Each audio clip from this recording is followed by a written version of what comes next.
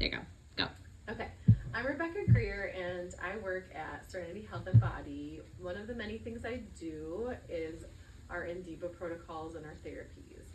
And this is Stacy, and she's with me today because I am just astounded by the results and how quickly Stacy has been getting better with her INDIBA treatment. So Yes. I wanted her to share with us her experience. So Stacy, what brought you in that first time and said, okay, I guess I'll try INDIBA? So I have had multiple surgeries on both feet, ankles. I have some nerve damage as a result of different injuries. And I had been coming to see Dr. Sarah for chiropractic treatments and Okay. knew that she also had some alternative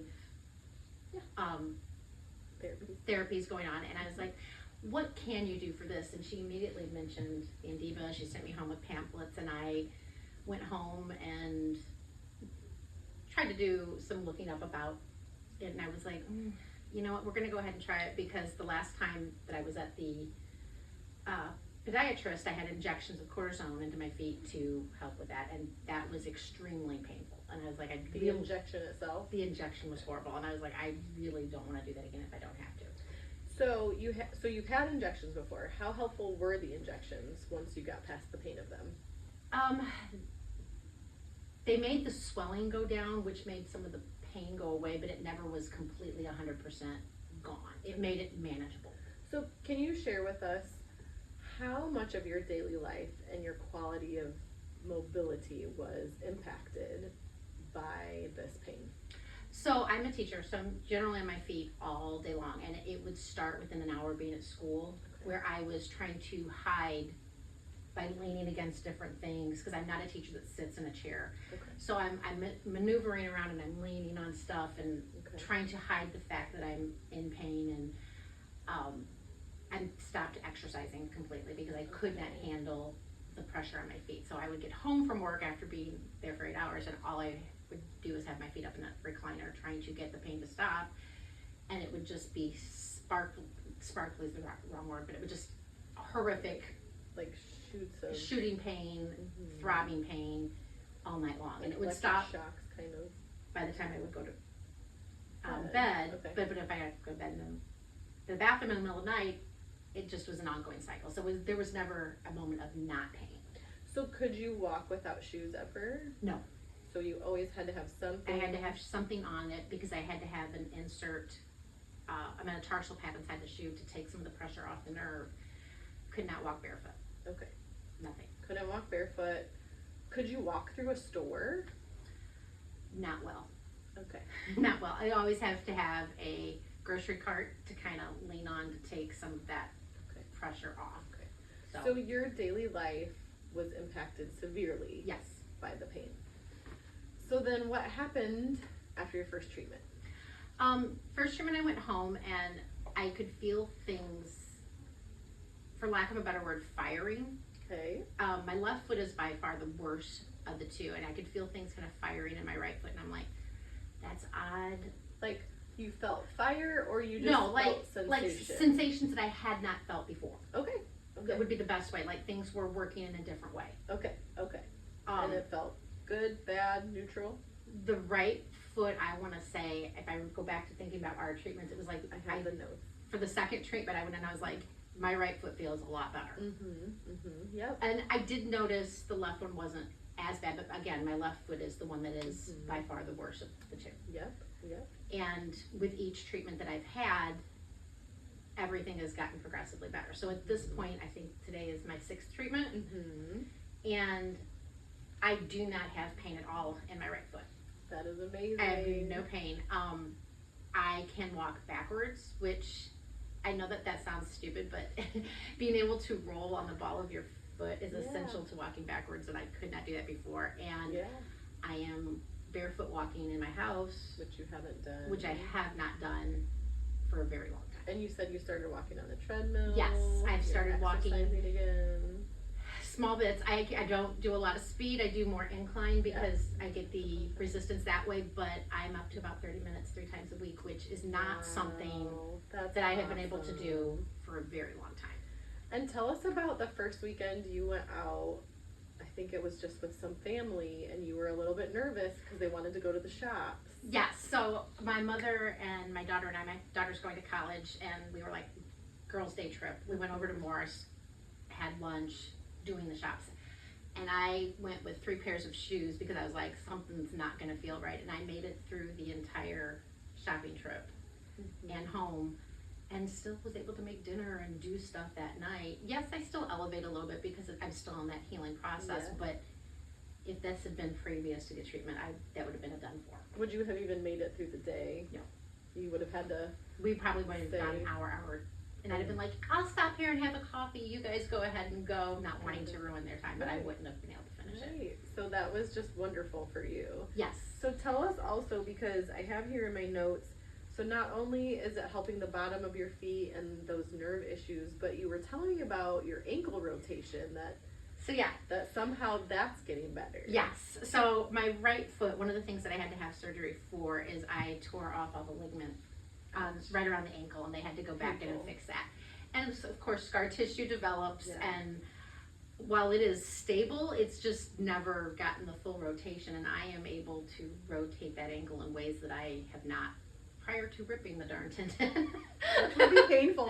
Right. No, it's kind of like I can get a full rotation, and it's like not tight at all, which that scar tissue impeded it a lot.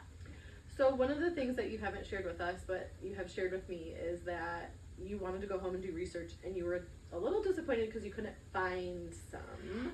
Yes. And so we had talked about that they're more reserved for medical journals. This INDIBA therapy and high frequency therapy is widely used more in Europe, not so much so in the United States. And so we had a conversation about that. Yes. And so you have, and it's okay, I would like you to share your what skepticism. I was very skeptical about it because there wasn't a lot out there. So every time that I've had a treatment, I've kind of pushed myself to do something different. The ankle rotations, the walking barefoot, just to see, am I imagining this, or is it actually an improvement in what I'm feeling? And I feel like the backwards walking was that too. Yeah, the backwards walking was like, I'm going to try out the balls of these feet, see if this is actually working. But I've been skeptical, and not because I doubted anybody, but there just wasn't a lot of information out there. And I very much want to get back to a point of being able to function fully. And if this didn't work, I was like, okay, I'll go back to my orthopedic doctor and have him do the injections again, but I don't want to. So I've been very critical of, is this really working? And it is working for me. So much so that I've been like recommending it to different people that I know that have other foot problems. I was at the hairdresser the other day, and one of the girls was talking about getting injections in her ankle for something. I'm like, hold on, you gotta call. You gotta call and do this. So we appreciate that. I've been recommending it left and right. Yeah, we appreciate that. So are you gonna get injections? At this time, I am not gonna get injections. I am never gonna say never, because I also think that there may come a time that intervention in conjunction with the INDIBA that's fair. would be a benefit if I get to a certain point. But at this point, I don't even have I'm going to make an appointment with the doctor to tell his patients about the INDIBA, because I want them to know that there's other options. And my podiatrist is very like, let's try whatever works. So here's another question, just for those viewers and people listening. So you're doing INDIBA, but are there other things you're doing too to help your foot, or are you just doing INDIBA? I'm just doing INDIBA. So you're not like on some crazy diet, you're not like... No, I mean I need to at this point because I wasn't active for so long, or you're not doing any other protocol. One of the things that I'm doing when I get home to test it is stretching my feet and but it's not like I'm in physical therapy. I'm not doing anything out of the ordinary crazy that I wouldn't normally do. The only thing you changed was INDIBA. Yes. And since you've done that, you're able to increase activity, you're able to increase walking, and how would you describe your pain coming in today? Again, my left foot is the worst of the two, and that's the one that started with it probably 10, 15 years ago with the issue. I can pinpoint that it's a localized pain. The ball of nerves that I could feel in my foot before as being the problem I feel smaller when I talk to you about it before treatment. I'm like, it's like just in this spot. Yeah, whereas before, it was the whole foot. Okay. And you couldn't pinpoint. So that's a big change. Yes. And I do have the start of a hammer toe on that left foot, which I really feel is about the nerve ball, the toe is curling up because of that. Yeah. And I still have the issue with it being a little bit of a hammer toe, but the swelling in the area has gone down. And if you look at my feet, both of those toes are the same length on both feet. Yeah, so it's almost like it's releasing okay. what's caused it to pull up in the first place. So amazing. Yeah, that wasn't something I expected to happen. We were focusing on the pain and the relief of the pressure right. and relieving the inflammation, and then we've gotten mobility from scar tissue with ankles. We're getting releases with the hammer toes. Yeah. Are you glad you did INDIBA? I am so glad I did INDIBA because the shot was one of the most painful things I've ever had done because I had to go through the joint, through the toes. It was one of the most painful things, and unfortunately, the only other treatment that could be for that is surgery. And they were like, if we do surgery, you run the risk because of what my medical history is of having trunk neuropathy, which means now it's spreading up the legs, and that's not something. No. I'm not a young person, but I'm not that old that I want to be wheelchair bound. Right. And so to be able to have movement back and not pain, and even if, I said this the other day, I'm not 100% on my left foot, and even if it never got better from where it is right now, I am so far ahead of where I was that it's manageable and I can deal with it. Although we have more treatments left, so it could get better. And I'm hoping that it does. So let's talk about, like, on kind of an emotional level, before your first INDIBA treatment, where was your hope at for better quality of life? And this was a Hail Mary pass. I was like, it's either going to work or it's not. I wasn't critical of it. I was critical. I wasn't doubting it like, oh, it doesn't work. Right. Period. I was just like, is it going to work for how severe, particularly my left foot is. Right. The right foot was a newer development. I was like, yeah, it'll probably be fine. But with how long I've had the neuropathy in the left foot, I was like, if it just makes it better, I would be happy. Okay. And so now, you're right about halfway in your protocol of 8 treatments. Where is your hope now? I am at this point of like, anything's possible with this foot. Like, I don't know where its healing is going to stop, but I'm wearing normal shoes. I don't know how to like stress that to people. Like, I'm wearing shoes that I haven't worn. And I'm not even talking like high heel crazy shoes. And they don't even have the insoles in them. No. You're wearing normal shoes without insoles. So there is that. Okay.